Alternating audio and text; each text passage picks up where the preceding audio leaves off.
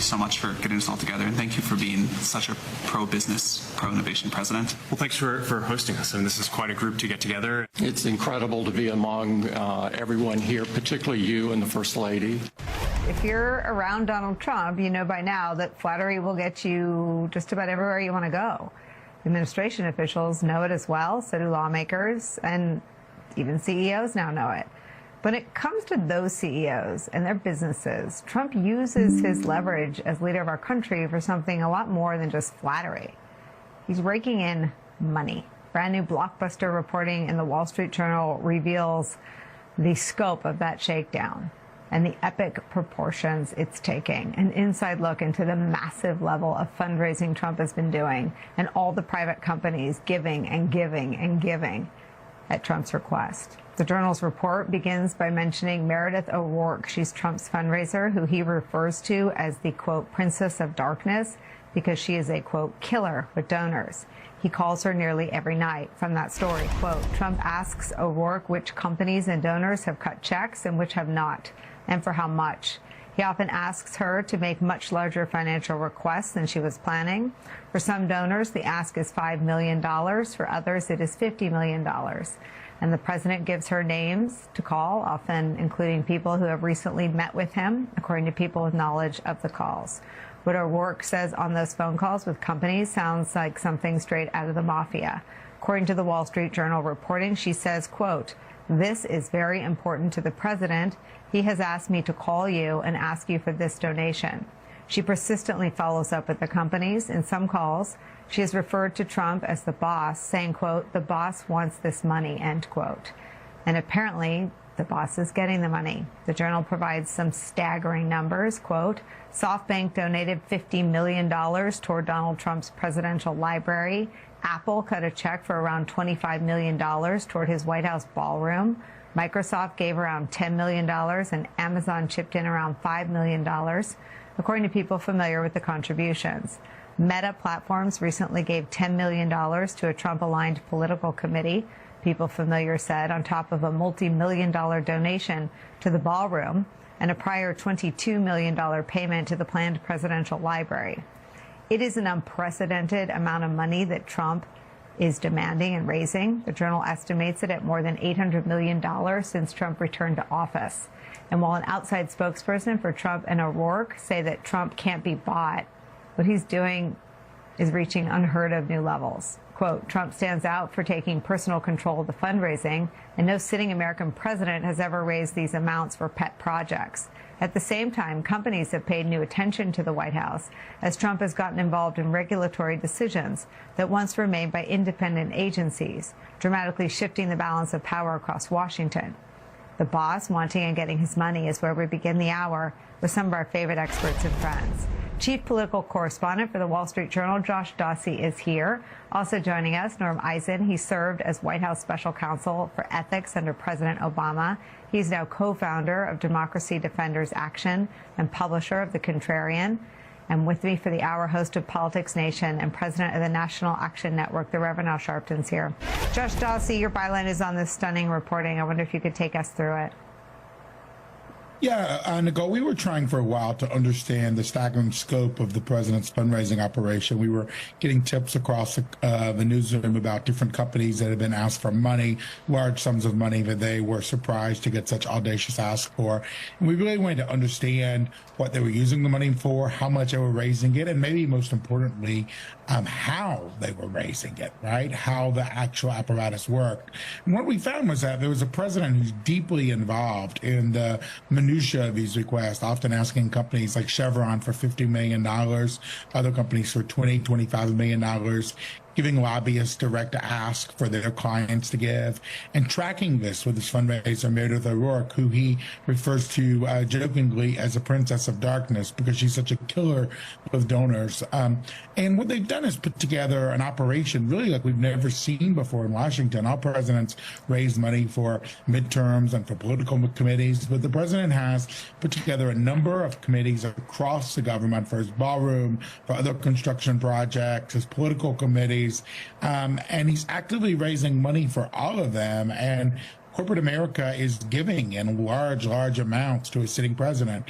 One of the most interesting things we found was after the election, Beto O'Rourke, his fundraiser, who we write about extensively in the piece, was planning to slow down operations for a bit. He had just won. He was a second-term, president. He wouldn't be running again on the ballot. And the president said, no, we need to start raising money tomorrow. We should strike while the iron is hot. And so that's what we've seen happening for the last 18 months.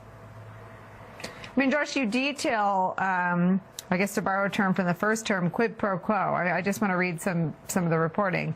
At a meeting with tobacco execs in May at Trump's golf club in Jupiter, Florida, the president promised to do much of what the executives wanted on policy related to vaping and the FDA. He took in millions of dollars in contributions for his political committees. O'Rourke sat in on the meeting. Shortly after the meeting, the FDA lifted restrictions on some flavored vaping products, and the FDA's chief was gone. Yeah, that was a big meeting in Florida. The lobbyists and different executives from multiple tobacco companies, running into Altria, went down, met with the president at his Jupiter Club. They served burgers. The president said, what can I do for you guys? And they told him that they didn't like a lot of vaping regulations. They wanted things changed at the FDA. The president during the meeting called Robert F. Kennedy Jr. He called the FDA chief at the time, Marty Makary. Mr. Makary didn't answer. He called other aides, and he eventually ordered in the meeting for changes to be made on vaping policy, for some other regulations to be loosened. And within about 10 days, the head of FDA, Mr. Makary, had been ousted from his job. Norm Eisen, is that legal? Nicole, the question of whether laws have been broken, civil or criminal, will occupy us as a nation for years to come. It's definitely corruption, abusing entrusted power for Donald Trump's pet projects. These are companies that have, like those vaping companies or Amazon or Apple or Microsoft, they have the huge interests before the federal government, and to be shaking them down for money in this way is so outrageous. Now, somewhere within those companies, there may very well be documents establishing that there was a quid pro quo or not.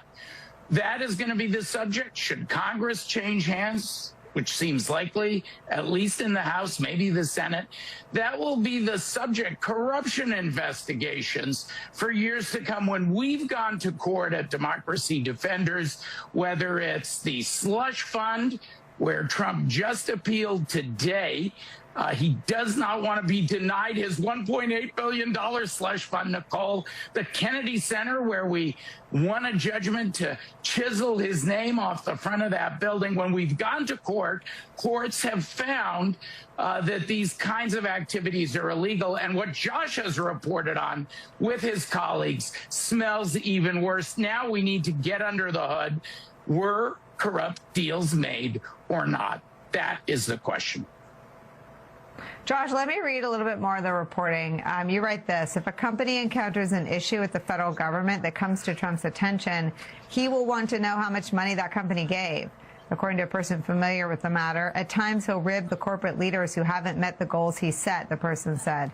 Several CEOs and board members said they believe there's a link between their contributions and their access to the president. One chairman of a publicly traded company said that if you give the money, you know you were either checked on a list or crossed off a list if you don't. Do the companies worry about being accused of paying bribes? Well, we've heard some trepidation inside some of these companies on what will happen if the Democrats come over and take over the House. Will the companies get subpoenaed? Will their executives be called to testify in front of Capitol Hill? Will they be asked to provide documents? Will they be asked to cooperate in investigations that they would prefer that do not exist?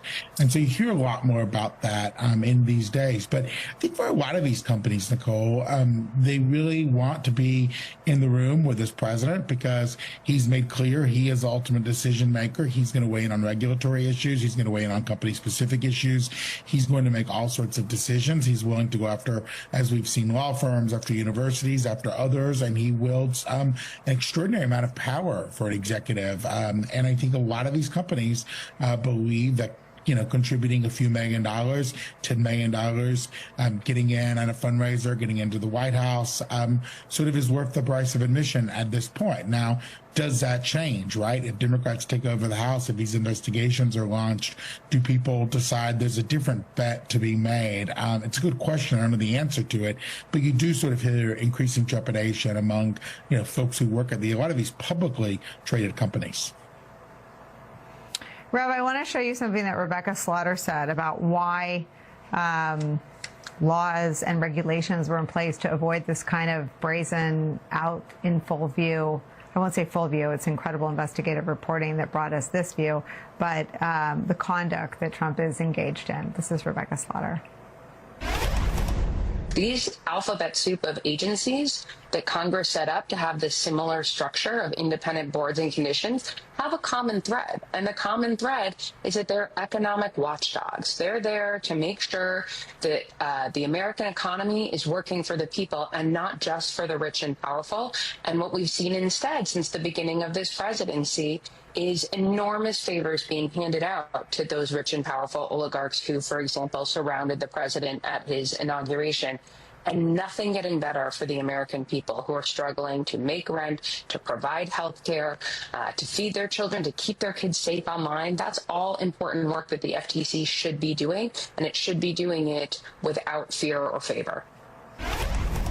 So, Reb, I think if you wanted to usher in an American oligarchy and you wanted to roll like this, and there are legal questions that people much smarter than me are going to figure out, whether or not these millions, probably adding up to billions of dollars, are bribes, whether there are quid pro quos. And as Norm said, that will be the subject of investigations for years, perhaps decades to come.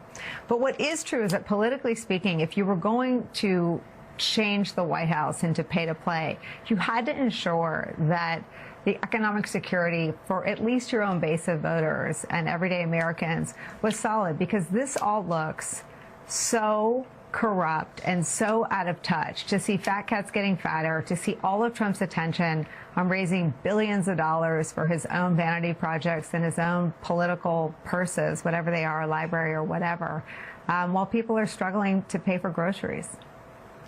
Well, not only does that look bad for his supporters or just the American public, the real question is whether or not these payments are made and therefore getting some kind of preference on public funded regulations and regulations that are supposed to be decided on its merit and not on the basis of donation. That's where you cross the line. They have the right to give to his library, but they don't have the right to give to his library to change a regulation or to impact some policy that if they did not do that donation, they would not get that policy through or that regulation through. And that's what I think the Democrats are going to have to look at if they take back the House in November, because the question is not a question of whether you can prove the unproven. It is clear if you've got people under oath or if you have some memos saying in order to get Regulation A done, we gave $20 million to something the president wanted. That is straight out obvious corruption. It is not something that is nebulous that somebody could say, well, they wanted to do it because they support him. If you've got regulations and policies involved, this is beyond who you support politically. This is manipulation of government policy and laws. Yeah, I mean, Norm, Josh's reporting suggests it goes beyond just regulations and policies, but extends to litigation and ongoing lawsuits. This is from Josh's reporting. Trump has taken in money from deep-pocketed companies and their owners through lawsuits or threats of litigation. The president has told his lawyers that he wants bigger payouts from media companies and others he believes have wronged him, according to people familiar with the discussions. Companies have traded notes about what Wall Street analyst Blair Levin calls the Trump transaction tax, or a payment outside of the cost of normal business. Another way of saying it, Levin said, is simply that we're replacing the free market with the market for Trump's affections. This is using the payouts as flagrant, obvious pay to play, but also as punitive, no play or no broadcast licenses if you don't, and the threats of lawsuits and litigation. Nicole, it's so wrong. And you know who's paying? Those companies aren't paying. You and I are paying. Our Microsoft, our Apple, our Amazon products end up being subject to the Trump tax. He came to Washington on the promise to drain the swamp. Instead, he is flooding it with this cash, and the American people see that. No wonder J.D. Vance went to the Nixon library and said, oh, what Nixon did wasn't that bad. Trump has reached Nixonian lows in the polls, like Nixon's at his worst corrupt moments, because the American people see that he's benefiting himself and his cronies and not those around him. But the good news is we're standing up, myself, other litigators, hundreds, thousands of groups fighting back in court. We've helped lead, for example, the effort to stop the Paramount-Warner's merger. Trump's cronies, the Ellisons, thought they could skate through, get approval despite misgivings of career antitrust enforcers. The state AGs and over 5,000 people in Hollywood have stood up and said no. And that has happened again and again and again. And I think you're going to see a very severe penalty for this in November. And then Congress will begin its investigations. Trump might try pardons when he leaves office, but he can't excuse state crimes if there are any. It's so wrong. Donald Trump finds himself nearing Nixon Watergate levels of public approval right now, with no signs that he's trying to stop the political nosedive. Much more ahead. We'll be right back. Donald Trump is in uncharted territory for a second-term president when it comes to his plunging presidential approval ratings. Across multiple polling indexes conducted in the last week, a clear message has been sent by the people of this country that just 1/3 of voters are satisfied with the job Trump is doing as president. 34% approval in a CNN poll, 33% approval in an Associated Press poll, and just 32% approval in Quinnipiac. As our friend Peter Baker from the New York Times points out, only former President Richard Nixon, who at this point in his second term was just weeks away from resigning due to the chaos around the Watergate scandal, had worse approval ratings. And if you think that message from voters is getting through the Trump White House, take a listen to Donald Trump's top economic advisor, Kevin Hassett, and how he responded when he was confronted with the brutal economic reality facing all Americans. 66% of people, these are Americans, everyday Americans, they say President Trump's policies have worsened economic conditions in this country. That's 10% more than in the final months of the Biden administration. So, I mean, you say the economy looks amazing, but what do you say to that person who's part of that group, that 66%, who say Trump has actually made the economic conditions are worse? You know, I just don't believe a poll like that, given how strong the numbers are and how strong income growth is, how optimistic people are. You know who doesn't believe polls? People who go on to lose. Bigly, joining our coverage is Democratic strategist and chief communications officer for the political organization Move On. Joel Payne is back. Sarah Matthews is still with us. Joel, you were here 2 days ago, and the polls are even worse. They're only going in one direction. And as people who work on campaigns know, you're sort of ending or exiting the political window. The window's closing politically for changing people's moods about the things they have the most intense feelings about, and it's almost always the economy. What do you make of what Trump seems to be committed to locking in terms of public sentiment against him? Well, Nicole, as you allude to, political opinions are starting to harden now. We're getting to the end of the summer. We're within 100 days to the actual election. And there's less and less time for you to do the necessary persuasion work to actually win over voters. I looked in particular at that Quinnipiac poll. And look, obviously, he's unpopular with Democrats. That's not a surprise. He's gone down in 1 month from the June to the July Quinnipiac poll, almost 10 points with Republicans, and I believe 9 points with independents. I mean, that's seismic. Donald Trump's superpower has always been holding his Republican base with an iron fist. If he can't do that anymore, that is the core to his superpower, because Donald Trump's political worldview is, if my base lets me do it, I can figure out the rest. His base is no longer giving him the leeway and giving him the deference that he and his political movement depend upon. And I will just say, if you're a Republican down ballot, if you're a Republican around the country, not only are you not afraid of Trump's base, but you actually can't depend on Trump's base showing up for you this November the way that you may have thought in previous cycles. And that's a real political problem for that side. Yes, Sarah, we were talking about the ritual humiliation of Republicans and men like Jay Clayton. I didn't think I'd see Trump humiliate his own base. And by calling affordability a hoax, by assuming they'll be with him for a war of choice in Iran, for his complete indifference and disdain for people who say they're upset about the economy, it seems like, his effort to humiliate his own voters. What do you think is behind that? Yeah, you know what's really interesting about this is that Republicans spent years mocking the Biden administration for trying to gaslight the American people and telling them that the economy was great when people were feeling the exact opposite. And they clearly learned nothing from this, because this is exactly what the Trump administration is doing. They're trying to gaslight their voters and tell them everything's fine. Putting Kevin Hassett out there and having him go on the news and say that the economy is amazing. I mean, are you kidding me? And I look at the difference between what Biden was dealing with versus what Trump is dealing with.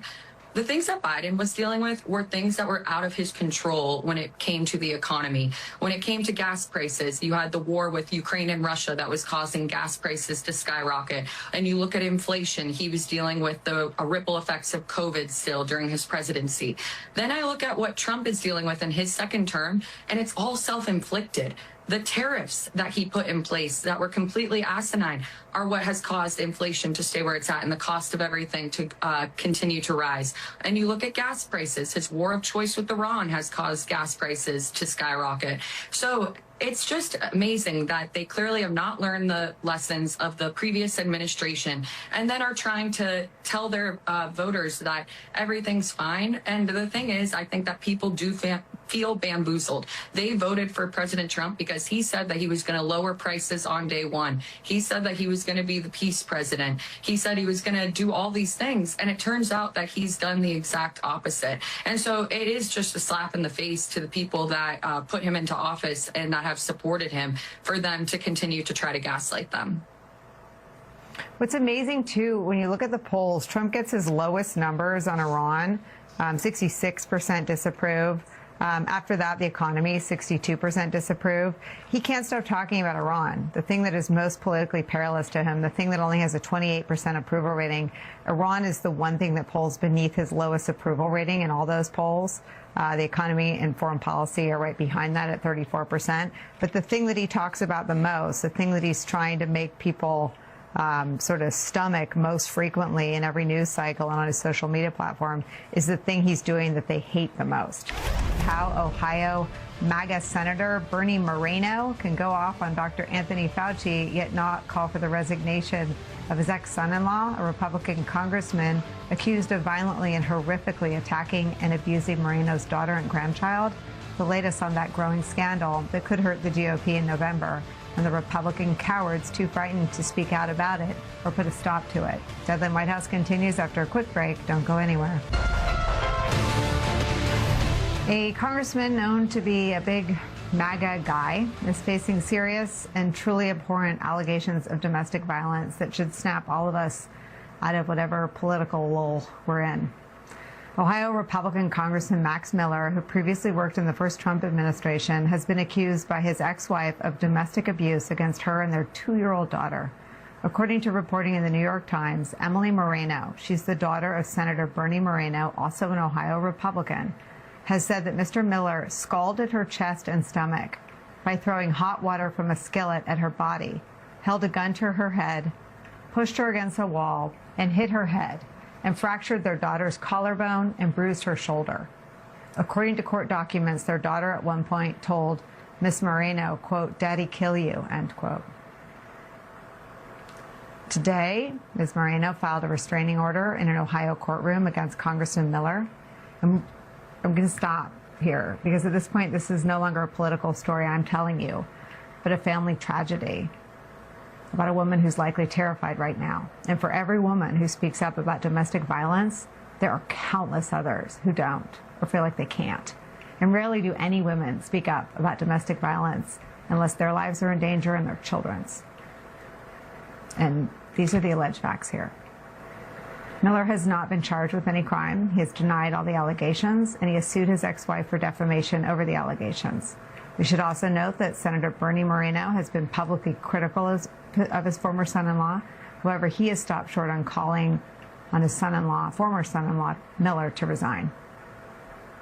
Let all that sink in. If your heart doesn't ache for this mother and this very young child, let it ache for the tragic indifference of too many Americans to the issue of domestic violence. New polling in Politico shows that the MAGA voter simply does not care about the moral character of their candidates. According to those findings, 72% of MAGA Trump voters say they'd stick with a GOP candidate accused of domestic violence. 66% of MAGA voters say they would stick with a GOP candidate accused of sexual assault. It's higher than either Democrats or other Republicans. As a personal note, and MAGA, I know you're watching, look over at your wife and your kids and decide to stop being these people. Make a different choice while you still can. Joining our coverage, writer and editor for Protect Democracy, Amanda Carpenter's here. Alex Wagner's here as well. I struggle with whether to platform these stories because domestic violence is, I think, is almost always terrifying for the woman, and it's only ever public if, again, she's afraid for her life or her children's life. And this person, Max Miller, was previously accused of abusing another woman. I want to read this also from the New York Times. Ms. Moreno is not the first woman to level domestic abuse allegations against Mr. Miller. In her memoir, Stephanie Grisham, the former White House press secretary, wrote that she dated someone else in the administration who was physically abusive. She later acknowledged she had refers to Mr. Miller. Mr. Miller denied her allegations and sued her for defamation, claiming she was trying to ruin his campaign for Congress. Alex, your thoughts? I mean, I got a lot. We talk a lot about the net effect of the Trump years, and we certainly, they're not over, right? But we also have not begun to wrap our arms around how he has changed the body politic. But polling like this that shows how he has lowered the bar dramatically in terms of character and integrity to the degree that a majority of MAGA supporters would support someone who was allegedly a sexual assaulter, had made anti-Semitic comments, worn blackface. I mean, the degradation of soul, the degradation of principle and character that Donald Trump represents is not isolated to Donald Trump. He has infected thousands, tens of thousands of Americans with a worldview that degrades women, degrades people of color, sees them as subhuman, and sees abusers of those people as, just one of them. I mean, it is frightening to me when I read polling like that. And in this particular case, if we're talking about Max Miller and Emily Moreno, what is, I think, appalling upon being morally bereft is the idea that the reason you're not hearing much from Republican corners, you're not hearing indignation and calls for Max Miller's ouster from the race on the part of, Bernie Moreno, is because Republicans are worried they might lose the House seat. I mean, that is such naked, primal calculation that power is worth more than character, even when it's your own daughter and her child's life on the line. That is, I don't think we've seen math like that in my lifetime, Nicole. And I think, it's hard to platform stories about domestic violence, but this is, I think, bigger than that because it's about ethical and moral degradation and how much it's found a home in the Republican Party. Bernie Moreno had time to abuse Tony Fauci yesterday. Let me show you that, Amanda. It was about 6 years ago today that I decided I'm going to give up my businesses, sell them all, run for office, run for the United States Senate. Here I am sitting in front of you 6 years later saying, who the do you think you were for doing that? It is a total disgrace what you did to this country. So, I haven't spent a ton of time down the rabbit hole lately, but I think what they think Fauci did to the country was what Trump signed off on, which were the shutdowns of the spring of 2020. So I show you that because Moreno does have the ability to get worked up about some things. Yeah, I mean, this whole story of domestic violence, I mean, it is a tragedy, like you said, but we can have the broader discussion about why accountability only goes one way in this environment and why these politicians can turn it on so hard against somebody like Dr. Fauci, but not only doesn't have a word to say about his family, but doesn't have a word to say about the multiple Trump transgressions over the years. Like, are we surprised that MAGA voters would vote for people with all these scandals after they have stood by Trump during all this time? Absolutely not. This just confirms the reality that we've all been living in. But I am increasingly, like, you look at what happened on Capitol Hill this week and you see all of this fire and brimstone going at Dr. Fauci. And I think that Republican voters, because, I mean, this is a study of Republican voters. We can keep talking about Donald Trump doing this and the chicken or egg, but this is where Republican voters have landed. And I think a big part of it is that they are permitted by their party to look the other way, but someone has to force them to go back and look at these issues. And I am actually seeing a bit of a silver lining when it comes to what's happened with the Blanche nomination, because after January 6th, there was a question about whether we were going to pursue accountability, whether there was going to be congressional hearings, and whether it mattered, right? And maybe, you know, it didn't turn out how the pro-democracy reformers wanted. But we're not letting that issue go. People are not letting that issue go. And when you put it before Republicans like Cornyn, like Tillis, they say, yeah, there's something wrong with that. We're not going to do that. So we have to keep centering these issues so people can't look away from the domestic violence, the corruption, the no-bid contracts, the pay-for-play pardons, the list goes on and on. If they can do this to Fauci in a hearing, we need to put these big issues under the microscope and the lights and not let it go. Amen. All right, we'll do just that. I have to sneak in a quick break. We'll be back on the other side. Democrats ditched Graham Platter from their ballot after sexual assault allegations. Two members of the conference, Max Miller and Cory Mills, faced domestic violence allegations. Why would do Republicans keep them in the conference, whereas Democrats are dropping somebody critically accused of sexual harassment? Well, the key word there is allegation. We have a process here. The House Ethics Committee works on those things. I mean, Amanda, to your point, the history of this time will be recorded, and I'm increasingly aware of the fact when I see people like Peter Carr, the former spokesperson at DOJ, testify, everything will come out. Everything will come out. It will be known what Mike Johnson knew about these allegations, just how credible they were, who went to him, who told him about it, when he first heard about the violent domestic behavior of two members of his own caucus. Your thoughts? I mean, Speaker Mike Johnson has gone before the cameras and said that he views it as his role to be a MAGA protector for Trump in Congress. He wants to protect Trump's MAGA majority from any kinds of accountability, and that is exactly what you saw on camera there. Alex? I mean, this is the party that thinks, you know, testosterone shots are necessary for every man and has a very confused, or every soldier over the age of 30. They have a very confused ideas about masculinity, and you see that borne out in their attitudes towards both sexual assault and domestic violence and just the aging process. I mean, I think the Republican Party needs to do a long, hard look in the masculinity mirror. When we come back, remembering Yeoman Wilder. He's a beloved baseball coach who famously shielded his young players when ICE agents showed up at his practice in the early days of the second Trump term. That's next. What did the bystanders do? They were, I'm a New Yorker bone and bone, and we're tough people here, but I saw cowards.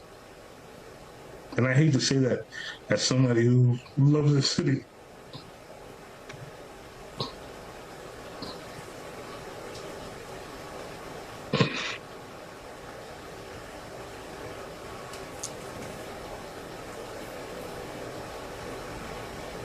It's okay, they're kids.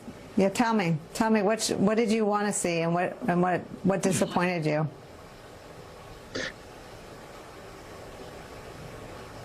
Obeying to authoritarianism, to authority that was out of line, pissing on the Constitution. And they came up like, I don't care. I don't care. A little over a year ago, we introduced you to that man. That is New York City baseball coach, local legend Yoman Wilder. We met Yoman after he protected some of his baseball players and informed them of their constitutional rights when ICE agents showed up at their practice and attempted to ask his players where they were from and where their parents were from. So we're terribly sad to tell you today that Yoman Wilder passed away earlier this month. Yoman founded the Harlem Youth Baseball Academy, which for more than 2 decades developed young baseball players both on and off the field in the New York City area. Yoman Wilder is responsible for helping more than 400 young men earn college baseball scholarships, including developing multiple Major League Baseball players. His family describes him like this, quote, Yoman stood up against injustice and was a beloved brother, uncle, and brother-in-law to many. His family extended throughout the neighborhood, and his impact was felt far and wide. He was the glue that kept our family together and was always there to help any of us when he could. With Yoman's death, the baseball community has lost an iconic and now famous coach and mentor, and this country has lost a patriot who used America's pastime to show what this country looks like at its best. For me, Yoman was the first person, Paul, who I saw do something that the powerful people refused to do in that first year of Trump's presidency. Yoman stood up against ICE when law firms were capitulating basically by the day, when universities were cutting deals basically by the week, when Republicans were falling in line behind military troops in the streets of American cities, behind ICE raids that were sweeping up American citizens, behind detentions of young children at the Dilley Detention Center. And Yoman Wilder stood up to ICE. Yeah, Coach Yoman Wilder was a hero, and he led by example. He showed what courage and integrity and community and real patriotism is all about. He's a legend in New York City in the baseball community, and now his legend will grow around the country and I hope around the world. As you know, my kids both play baseball in New York City, and it's a small community. And every baseball community was worried and continues to be worried about ICE threats and something like this happening. But Coach Yoman Wilder stepped up, and he showed his players what real leadership is all about. And he built not just a generation of baseball players, but a generation of leaders who can follow his example, who can lead heroically, who can meet this moment. And I think that's going to be his legacy, is so many young men and women who are inspired by his example. We're going to step up because we're going to need more leaders in the days ahead. Mr. Rogers used to always say, look for the helpers. Coach Yoman Wilder is an example of one of those helpers that ran in when others were running out. I think he also highlighted in that interview 2 things. One, how most people weren't doing that. Like, these were kids, right? These were kids at practice. And he described New Yorkers, who he said were tough people, as being, the most generous, I guess, explanation is they were too afraid to do anything. And I think he forced people to answer the question, what would you do? And I wonder if you had that reaction to him. I did. He was like a thunderbolt of courage and conscience in a time when we needed it. And that's why it went viral, because he was so real and so true. And, I've had this conversation with the coaching community and all the sports my kids play, in basketball and football, and they've had to run scenarios. What do we do if ICE comes? That's actually a scenario that sports programs have to think about, especially at a time when there are so many migrant kids who come to sports for community, for stability, for leadership, for safety. A lot of these programs provide vital child care. And when ICE started targeting kids, they needed someone to step up. And Coach Yoman was like a real-life superhero. And I hope the mayor recognizes him, the governor recognizes him, the president should, because he's the kind of leader we need to amplify and show as an example. Our young men, especially in this country, I think, are really starving for leadership that they can follow and they can look up to. And Coach Yoman Wilder is that kind of leader that we want our kids to look like and be like. I also think Yoman is sort of a test for who has courage in this moment. I mean, Major League Baseball should wrap their arms around Yoman Wilder and support his program and support his players as well. Yeah, there it is. It's out there. Come on, Major League Baseball. Yankees, Mets, everybody in the tri-state area especially. This is a man whose legacy will inspire generations. We all have to do all we can to amplify it. And remember that, this is still the environment our kids are living in. And we've got to protect our kids first. And that starts by showing courage in that moment and meeting the moment. And there'll be other moments that'll come. And if you need some guts and you need some inspiration, think about Coach Yeoman Wilder. Thank you so much for watching Deadline White House Weekend. Be sure to join us weekdays at 4 p.m. Eastern for Deadline White House right here on MS Now.